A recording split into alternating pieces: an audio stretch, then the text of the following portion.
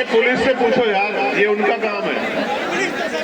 उनको ये लोग नहीं दिखाई दे रहे, इनमें से कोई विरोधी आके गोली भी चला सकता है, ये उनका काम है। लेकिन कमजोर वर्गों के नेताओं की कोई हैसियत नहीं है इस देश में, हम समझते हैं इस बात को। हम क्या भूल जाएंगे इस बात को कि पुलिस क्या कर रही थी? कहीं हमको आंखें नाक कान नहीं है कि हम लोग व्यवस्था करना, जहां सरकारी कर्मचारी लगा के प्राइम मिनिस्टर की रैलियां होती है, वहां हमसे क्या कहलवाना चाहते हैं हम नहीं जानते। क्या हमसे ज्यादा लोग हैं किसी के पास? हमें नहीं पता क्या? हम एक ऐलान कर देंगे तो दिल्ली, लखनऊ, दिल्ली वालों की टांगे और कुर्सियां दोनों हिल जाएंगी। हम जानते नहीं कि हमने संगठन की शक्ति को। जय भीम। आवाज कहां तक आ रही है? जरा हाथ उठा के बताओ। एक समस्या है, जरा गौर से सुन लो। एक समस्या है, आप और मैं जानते हैं कि माननीय अध्यक्ष जी जब बोल रहे थे तो उधर बहन बेटियों को भीड़ की वजह से परेशानी हो रही थी। मैं आपसे आग्रह करूंगा, अगर सच में आप मुझसे सुनना चाहते हैं तो दो रास्ते हैं, एक आपके लिए, एक मेरे लिए। भीड़ ज्यादा है, आपकी संख्या ज्यादा है, जगह कम है, तो मैं आपसे आग्रह करूंगा कि आप अपने स्थान पर बैठ जाए अगर सुनना चाहते हैं। वरना मेरे को दूसरा रास्ता ये है, आपके लिए ये रास्ता भी, कि आपको कोई नुकसान ना, इसकी परवाह करते हुए मैं हाथ जोड़ के जाने की इजाजत चाहूंगा आपसे। आप दोनों में से जो तय करोगे मुझे बता दो, वही रास्ता मैं इख्तियार कर लूंगा। आप भी बैठो नीचे, कोई खड़ा नहीं होगा यहाँ। जैसे कोई खड़ा होगा वैसे ही मैं चला जाऊंगा। वो देखो वो कहाँ चढ़ा है, पेड़ पे 6 मंजिल पे, नीचे उतर जा भाई। हाथ जोड़ते हैं, नीचे उतर जा, कहाँ से लाएंगे ऐसा भाई? और ये जो तुमने छतों पे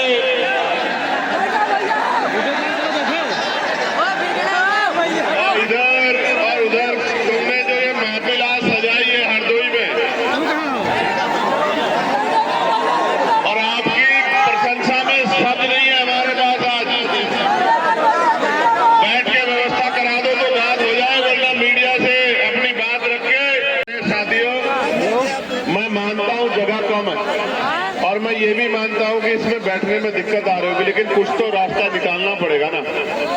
जो पीछे बैठे उनको दिखेगा नहीं, तो वो परेशान होंगे, तो फिर बात कैसे रखी जाएगी? ताली बजाना, नारा लगाना, हल्ला मचाना, ये तो एक बात है।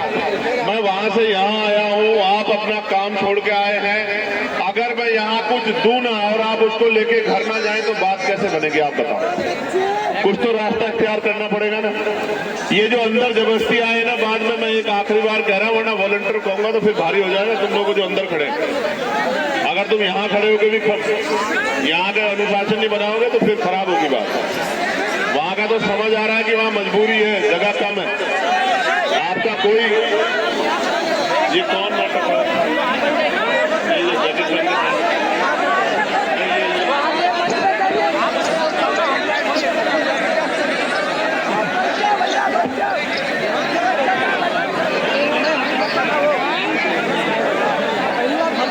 बैठो बच्चों, प्यारे भाइयों, बैठ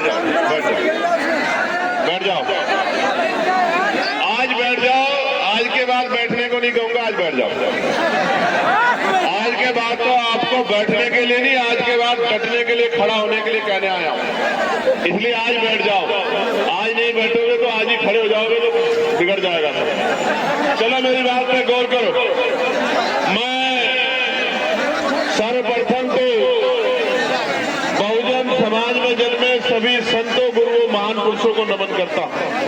और आज का जो कार्यक्रम है ये महाराजा बिजली पासी जी की जयंती के अवसर पर रखा गया था। ये जब कार्यक्रम रखा गया, मैं और हमारे नेता भीम आर्मी के हमारे राष्ट्रीय संयोजक भाई विजय सिंह जी, हम दोनों इकट्ठा थे। कुलदीप जी हमारे पास गए और हमसे कहने लगे कि साहब हरदोई में एक कार्यक्रम करना है। मैंने उनसे कहा कि हरदोई में कार्यक्रम सफल हो जाएगा? तो उन्होंने कहा आप हरदोई के लोगों को जानते नहीं हो, आप एक बार हरदोई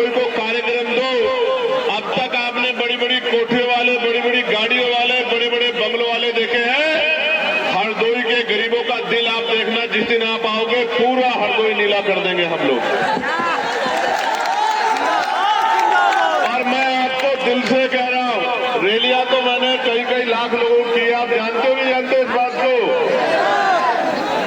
भोपाल में 5 लाख से ज्यादा की रैली, अभी मुजफ्फरनगर में 2.5-3 लाख लोगों की रैली, लेकिन जितना प्यार यहाँ आके मिला है इतना प्यार शायद कहीं नहीं मिला है। बहुत बहुत धन्यवाद हरदोई।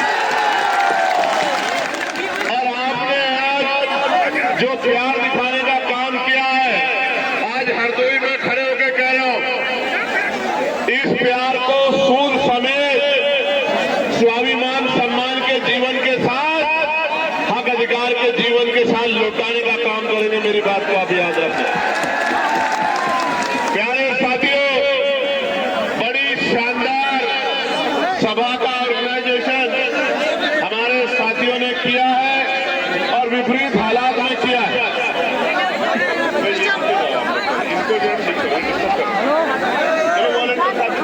इनको ठीक करो पहले, ये जो अंदर घुसे और फिर आप ड्रामा कर रहे हैं। पत्रकारों के अलावा वॉलंटियर चले जाओ, एक भी आदमी निकल के खड़ा हो जाए।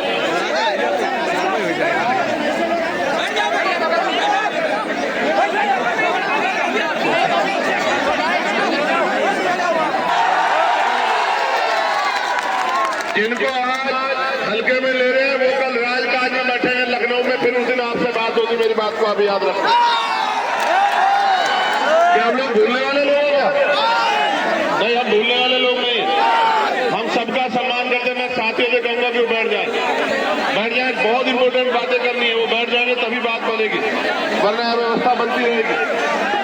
कुछ तो ये लोग मदद नहीं कर रहे, कुछ लोग आप ज्यादा उत्साह में, खराब हो रही है चीजें, तो बात करने का फ्लो ही नहीं बन पाएगा। फिर इतना संभाल सकते हो संभाल लो। यहाँ के जिम्मेदारी भी आप पे है। मैं तो अचंभित रहा जब मुझे पता लगा कि 3.5 लाख रुपए ग्राउंड के लिए हमारे भाइयों को देने पड़े, एक पैसा जुटा के 3.5 लाख रुपए खर्च करने पड़े। 3.5 लाख रुपए, और क्या क्या नहीं करना पड़ा और क्या क्या हो रहा है हम सब देख रहे हैं। लेकिन मैं हरदोई में खड़े होकर कह रहा हूं, अधिकारी कर्मचारी मेरी बात को भाई सुन लेना। अगर मेरे एक कार्यकर्ता की तरफ आंख उठी,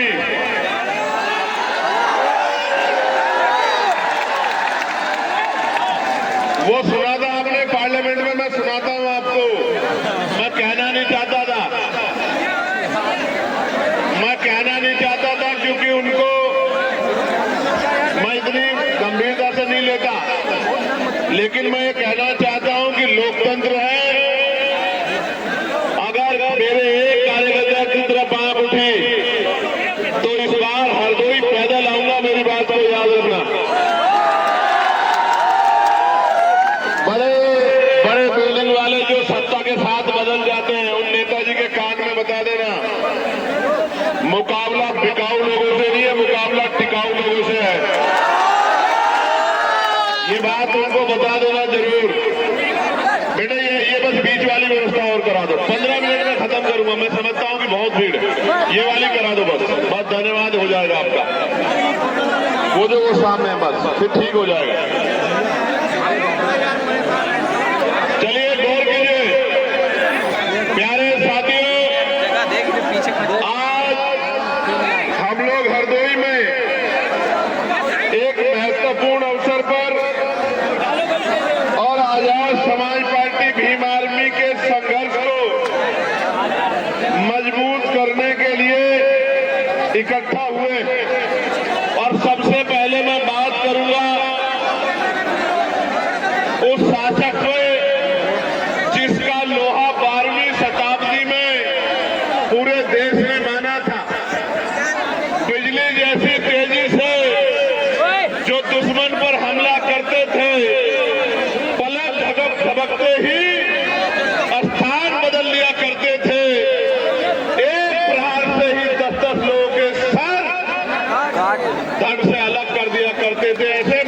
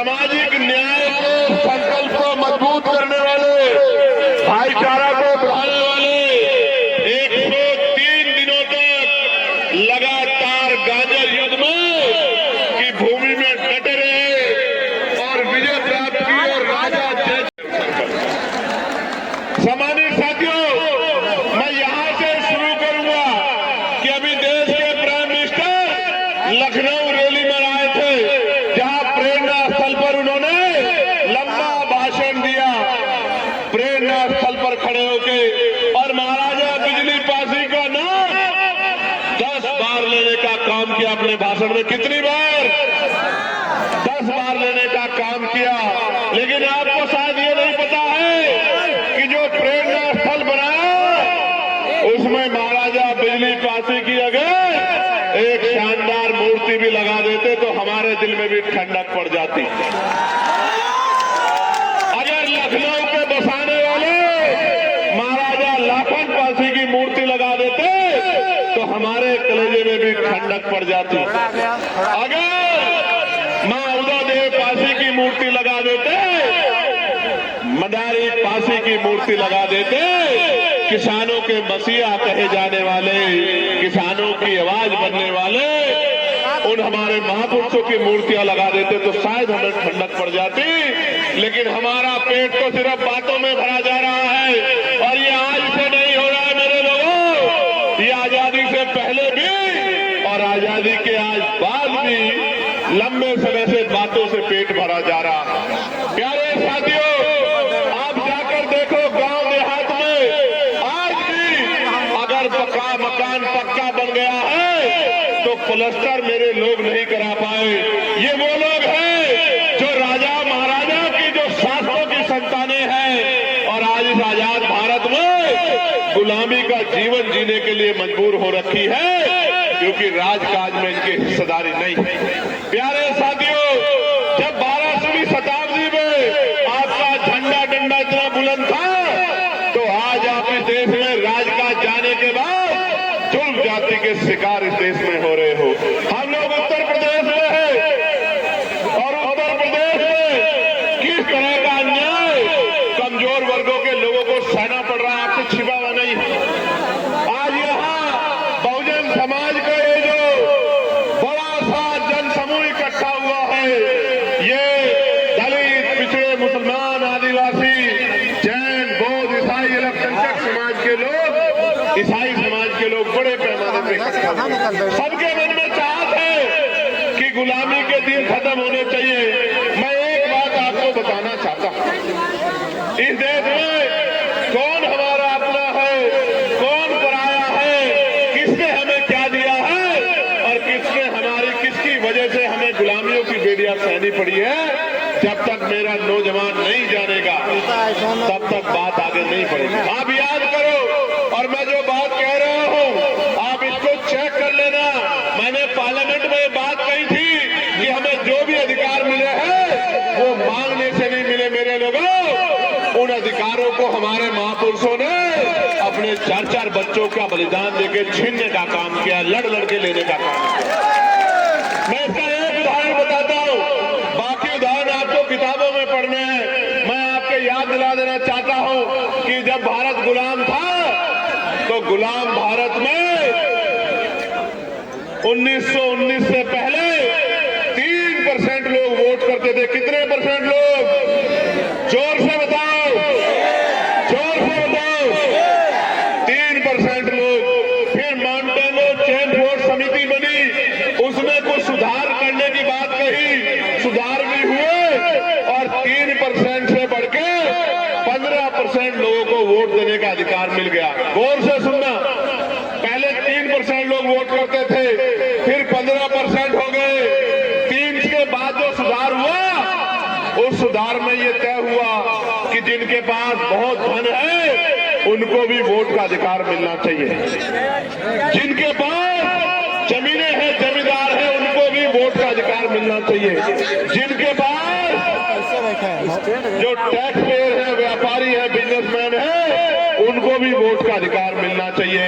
जो बहुत पढ़े लिखे हैं उनको भी वोट का अधिकार मिलना चाहिए और जो राजा महाराजाओं के परिवार से आते हैं उनकी पीढ़ियों को भी वोट का अधिकार मिलना चाहिए।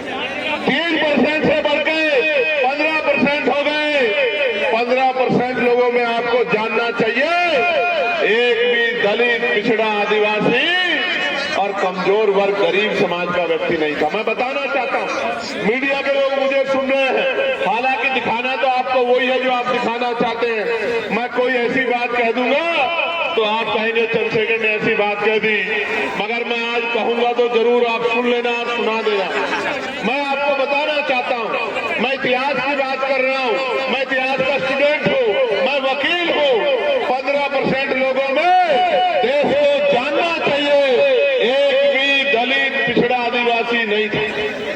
कौन थे? सामान्य जाति के लोग। कौन थे? सामान्य जाति के लोग। कौन थे? सामान्य जाति के लोग। और सामान्य में भी जो गरीब सामान्य थे वो भी नहीं थे। कौन थे? जो मजबूत, ताकतवर, पैसे वाले, संपन्न सामान्य जाति के लोग थे, वही वोट का काम इस देश में करते थे। वही वोट का काम इस देश में करते थे और उन्हीं के द्वारा सरकारें अंग्रेजों के राज में चुनी जाती थी। मैं आपको एक और जानकारी देना चाहता हूं। मेरी माए बहनें बहुत बड़ी पैमाने पे आई हैं अपने बच्चों का आशीर्वाद देने। मैं आपको बताना चाहता हूं, एक भी महिला को किसी भी जाति, किसी भी धर्म की हो, वोट डालने का अधिकार भारत में नहीं था। ये वोट का अधिकार कैसे मिला? किसने दिलाया?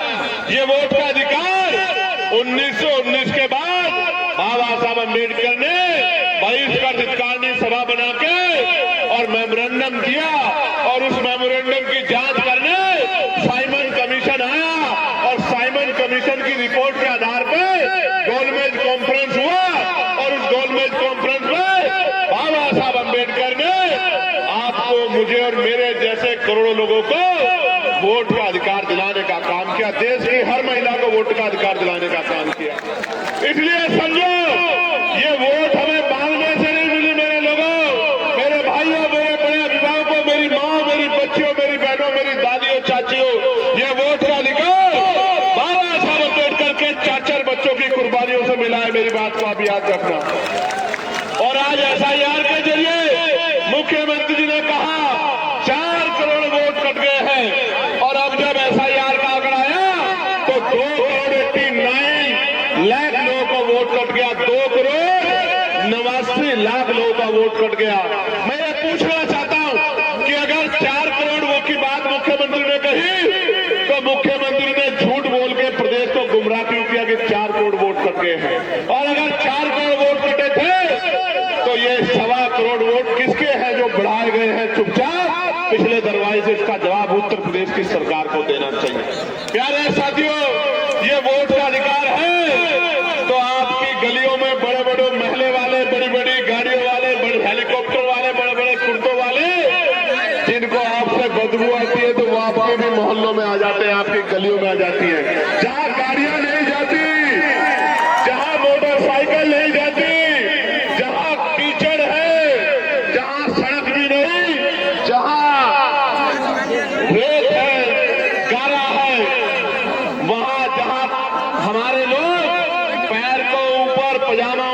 निकलते हैं, वहां भी लोग आते हैं चुनाव के समय, क्योंकि बाबा साहब अम्बेडकर ने आपको वोट का अधिकार दिलाया। इसलिए वोट का अधिकार आपसे चला गया, कोई गरीबों की बस्ती में नहीं आएगा। मेरी बात को आप याद रखना।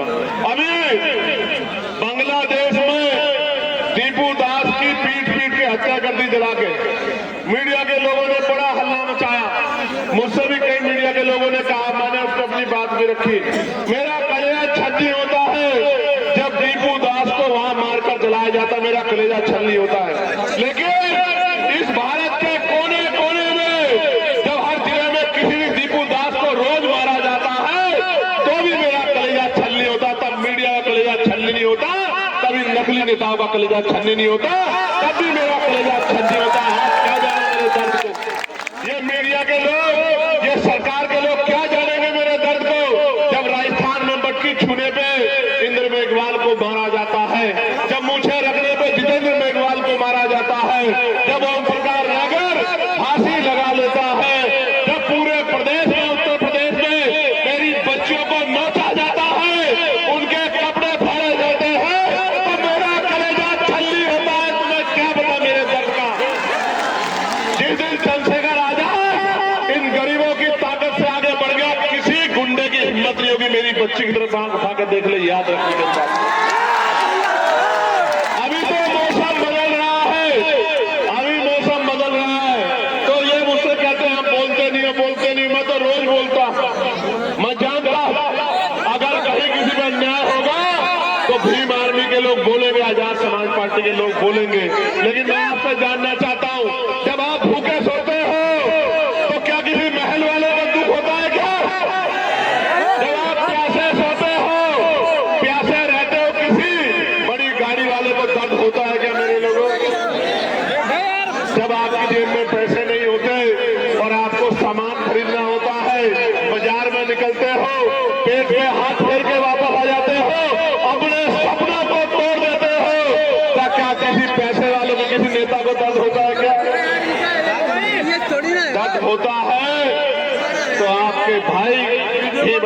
एक एक सिपाही को दर्द होता, आजाद समाज पार्टी के एक सिपाही को दर्द होता। कब तक इस आजाद भारत में ये मेरा शासक समाज कब तक गुलामी का जीवन जिएगा?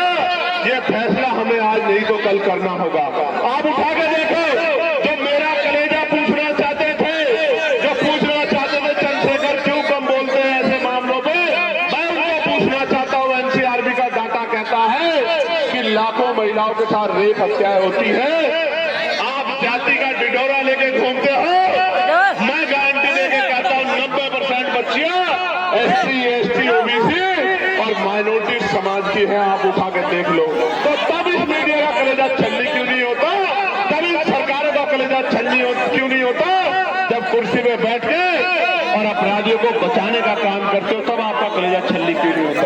प्यारे साथियों, हरदोई लंबे समय से राजनीतिक कमजोरी बहुजन समाज के लिए बनी हुई है, लेकिन मैं आज की शक्ति को देख के कह सकता हूं, मैं सोचता था मैं माफी चाह रहा हूं, मैं झूठ नहीं बोल पाता।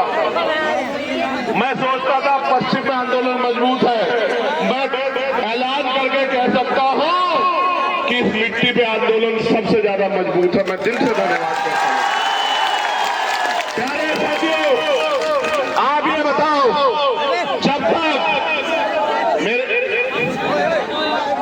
जब तक आपकी जेब में पैसा नहीं आएगा, गौर से सुनना मेरी बात, जब तक मेरे भाइयों जहां तक आवाज जा रही है, जहां जिस हालात में उसी में सुन लो, क्योंकि अगर एक दूसरे को बिठाने के चक्कर में पड़ोगे तो चीजें खराब हो जाएंगी। आपको अगर सुई भी लगेगी तो मेरा कलेजा छलनी होगा। आप मेरी पीड़ा को समझो।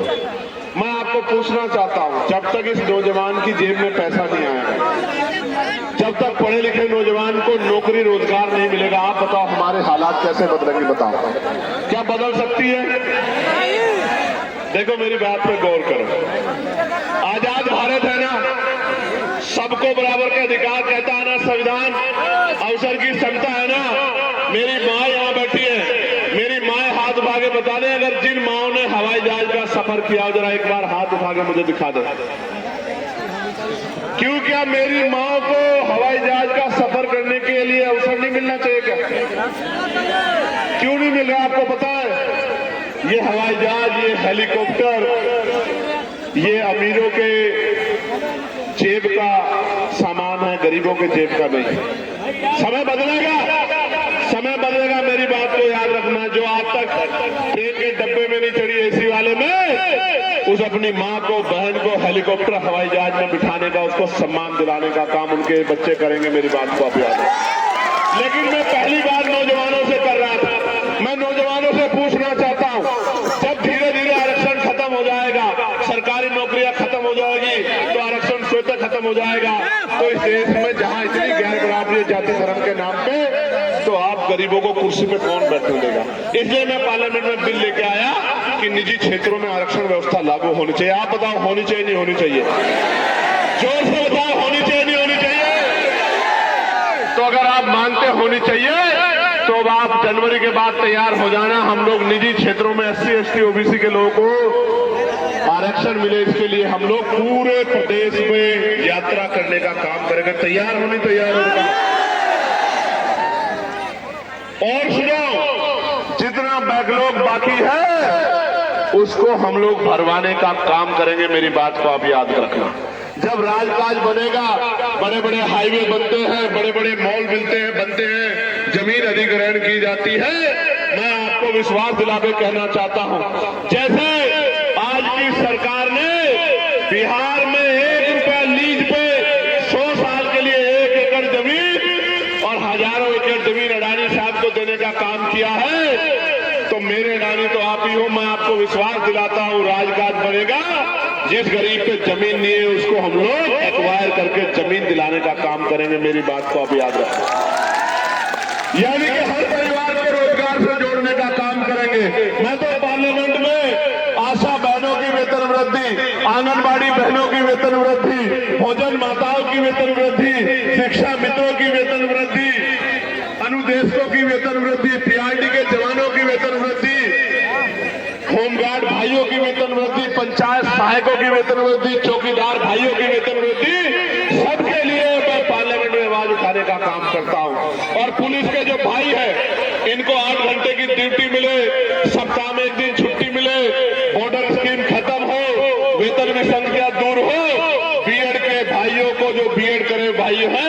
उनको अध्यापक की नौकरी मिले, बीटीसी के भाइयों बहनों को नौकरी मिले, इसके लिए मैं पार्लियामेंट में लगातार आवाज उठाता हूं। लेकिन जब मैं हमारी संख्या कम है, जब मैं आवाज उठाता हूं तो वो सोचते हैं इस आवाज को दबा दिया जाए। कोई अधिकारी मुझे फोन करके कहता है कि आपकी संस्था छीन लेंगे। मैं उनसे यही कहता हूं हाथ जोड़ के कि वोट का अधिकार बाबा साहब ने दिया था और वोट देके इन लोगों ने पार्लियामेंट में भेजा है। वोट देके कामयाब बनाना या कमजोर करना वो इनके हाथ में है। इनको फैसला करना है कि ये क्या चाहते हैं। आप ये बताओ, आजाद समाज पार्टी को मजबूत होना चाहिए नहीं होना चाहिए? बताओ, आजाद समाज पार्टी की ताकत बननी चाहिए नहीं बननी चाहिए? देखो आज किस तरह के दिन आ गए हैं कि मध्य प्रदेश में संविधान निर्माता बाबा साहब अम्बेडकर का पुतला जलाया जा रहा है। क्या ये तकलीफ दे है या नहीं? ये बताओ, क्या हमारे सीने में आग लगनी चाहिए नहीं लगनी चाहिए? मैंने सरकार को चैलेंज किया है कि अगर 72 घंटे में उन पे अपराधियों पे कार्रवाई नहीं हुई तो मैं पैदल ही ग्वालियर के लिए निकलूंगा और किसी कीमत पे पीछे हटने वाला नहीं हूं, क्योंकि हम अपने महापुरुषों का अपमान किसी भी कीमत पर नहीं सहेंगे। प्यारे साथियों, लड़ाई गंभीर है, समय कम है, काम ज्यादा है, नौजवानों की तरफ देश देख रहा है। एक वो लड़ाई थी जो आजादी का संघर्ष था, जो शहीद आजम सरदार भगत सिंह जी ने, पंडित चंद्रशेखर आजाद जी ने, सुखदेव जी ने, तमाम हमारे क्रांतिकारियों ने लड़ने का काम किया। और एक और तीसरी आजादी का संघर्ष, अधिकारों का संघर्ष अब भीम आर्मी आजाद समाज पार्टी के नेतृत्व में शुरू होने वाला है। मैं चाहता हूं कि ये आंदोलन कामयाब हो और 75 साल की ये जो बेबसी लाचारी संविधान के बावजूद भी है ये खत्म हो। लेकिन ये तब तक खत्म नहीं होगी जब तक आप लोग मन पक्का नहीं करोगे। बताओ, मेहनत करोगे नहीं करोगे? घर घर निकल के बूथ कमेटी बनाओगे नहीं बनाओगे? मेरी बात को घर घर तक पहुंचाओगे नहीं पहुंचाओगे? अपने संगठन को मजबूत करोगे नहीं करोगे? अपने झंडे डंडे को घर तक पहुंचाओगे नहीं पहुंचाओगे? भाईचारा बनाए बगैर हम लोग कामयाब नहीं हो सकते, इस बात को आप समझो। अगर भाईचारा नहीं बनेगा बहुजन समाज में तो लड़ाई आगे नहीं बढ़ेगी। भाईचारा बनाओगे नहीं बनाओगे? बताओ, मेरी बात पे गौर करो मेरे नौजवान साथियों। हमारी माए हमारा पेट पालने के लिए तमाम तरह के प्रयास करते हैं। कोई फैक्ट्री में काम करती है, कोई घर की सफाई करती है, कोई खेत में काम करती है। मेरे दिल में ये तकलीफ होती है कि जिन माओ को जो है इज्जत सम्मान की जिंदगी मिलनी चाहिए थी, उनको हम दिला नहीं पा रहे। मैं आपको विश्वास दिलाता हूँ, आपके क्षेत्रों में उद्योग धंधे लगा के राजकाज बनने के बाद माओ को घर तक रोजगार दिलाने का काम किया जाएगा। इस बात का मैं आपको विश्वास दिलाता हूँ। नौजवान भाइयों को रोजगार दिलाने का काम किया जाएगा। पुरानी पेंशन को बहाल कराने का काम किया जाएगा। SC ST OBC के कर्मचारियों को प्रमोशन रिजर्वेशन दिलाने का काम किया जाएगा और गरीबों के आंखों आंसू पूछने का काम किया जाएगा। लेकिन ये तभी संभव है जब आप सड़कों पे, तो मैं आपकी क्षमता को देखता हूं, मोटरसाइकिल दौड़ाते हैं खूब। मैं डरता हूं किसी को चोट ना लग जाए। कोई माँ ये ना कहे कि मेरे बच्चे को चोट लग गई, मेरे भाई को चोट लगी, मुझे तकलीफ होगी।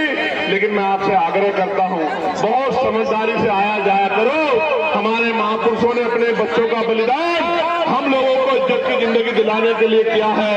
अगर आप लोग डटोगे नहीं तो बात आगे नहीं बढ़ेगी। ये जो नीला पटका पहन के ये जो नीली फौज बैठी है, जरा लाना वो बात जरा उठा। यही सीतापुर वाला कोई बोला था ना, बोला था ना कुछ सीतापुर वाला कोई बोला था ना। छोड़ो छोड़ो, कौन था इस बात से मत जाओ।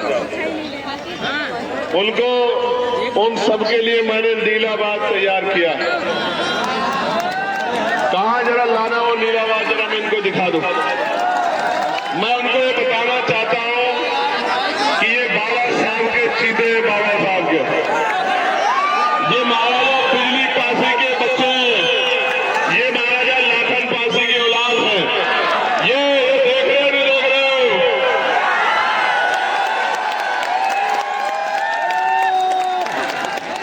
ये बाजी सोने नहीं देगा उन लोगों को रात में, मेरी बात का आप याद रखना। और बाज के साथ साथ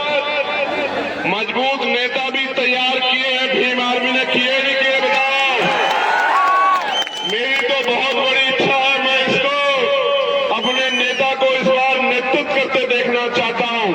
मैं पार्टी में इनकी सिफारिश करूंगा कि पार्टी इनको मौका दे और मैं भी इनके चुनाव में यहाँ काम करने के लिए आऊं और हमारा शहर विधानसभा जाए। मेरी तो दिली इच्छा इस बार ये है, लेकिन ये तभी संभव होगा जब आप लोग मेहनत करोगे। करोगे नहीं करोगे? यहाँ से जाके काम करोगे नहीं करोगे? बूथ कमेटी बनाओगे नहीं बनाओगे? भाईचारा कमेटी बनाओगे नहीं बनाओगे? हर घर जाके मेरी बात को पहुंचाओगे नहीं पहुंचाओगे? अन्याय के खिलाफ लड़ाई लड़ोगे नहीं लड़ोगे? एक आखिरी बात आपको कहना चाहता हूं, और ये मेरी बात है, कहूं या नहीं वो बताओ। जब आप दोनों हाथ उठाओगे तभी कहूंगा, आपसे पहले नहीं कहूंगा। अभी दोनों हाथ नहीं उठ रहे सब लोग, उधर वालों को अच्छा ठीक है उठा लिए। जो नौजवान पढ़ रहा है, पढ़ाई कर रहा है, मैं आज अपने उस भाई को विश्वास दिलाता हूं, वो पढ़ाई करे, पढ़ाई लिखाई में अपने आप को पीछे ना रखे, वो कोई काम ना करे, वो मीटिंग में ना जाए, वो बूथ कमेटी ना बनाए, कोई बात नहीं, चल जाएगा। लेकिन मैं उसको कहना चाहता हूं, उसकी माँ उसके पिता अपना पेट काट काट के उसको पढ़ाने के लिए लगा रहे हैं। मैं उससे कहना चाहता हूं मेरे नौजवान भाई से, वो खूब पढ़ाई करे, खूब बेहतर पढ़ाई करे, ज्ञान में किसी पीछे ना रहे और आने वाले कल में समाज का नेतृत्व करे। निकम्मे नेताओं की जरूरत इस कमजोर समाज को नहीं है, इस कमजोर समाज को मजबूत नेताओं की जरूरत है। और अगर आपने 5 कार मेरे साथ भेज दिए होते तो पूरी पार्लियामेंट में जय भीम का नारा गूंजा करता। मेरी बात का अभी भी आपकी आवाज कमजोर तो नहीं है पार्लियामेंट में? बताओ, कमजोर तो नहीं है?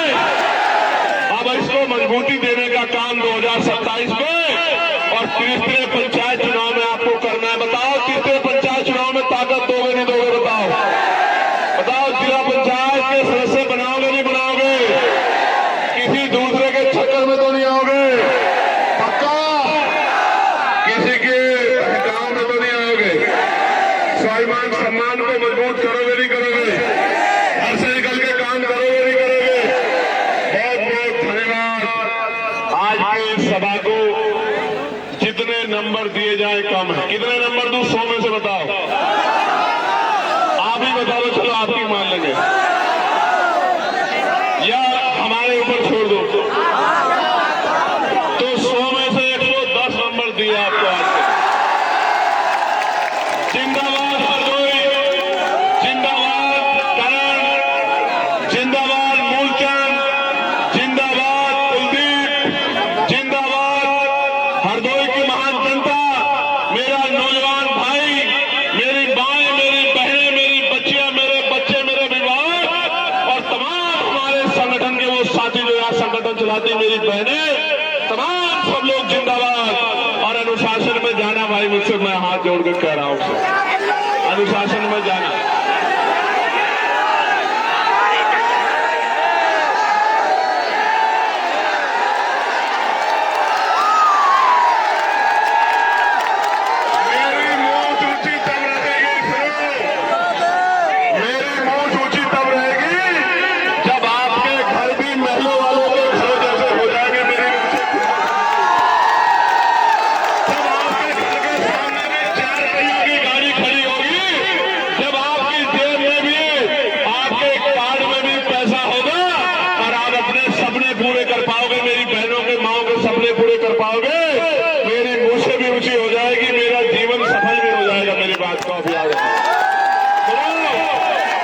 गोली से मरने वाला नहीं, उनके बात को याद रखना।